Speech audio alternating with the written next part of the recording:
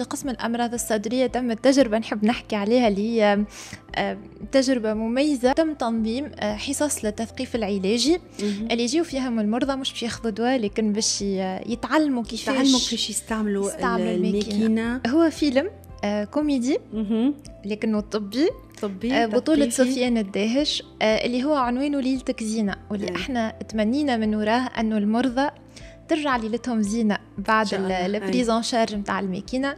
وبديناه باللي حكينا عليه الكل في الحلقة، بديناه من سفيان هو قاعد على بيروه قدامه 5 كيسان قهوي وما حاكوش، مشاكل العائلية، الخدمة، وفي الأخر للأسف كان الأكسيدون هو السبب اللي خليهم خموا في المرض هذايا. والمرضى تعلموا بعد ما عمل التشخيص وفهم مرضه مباشرة، شافوا الفيديو في إطار حكاية اللي هو كما قلنا مسلسل قريب برشا للتونسي، يشوف ديريكت في بيته النوم كيفاش يحطها على فرشه، كيفاش يستعملها، كيفاش ينظفها في بانو صابون. نوفمبر هذا باش تتفرجوا على الكور متراج هذا تثقيفي صحي مهم برشا، انا تفرجت عليه ونعرفه. شكرا. مهم برشا وخدمه مزيانه برشا، يعطيك الصحه.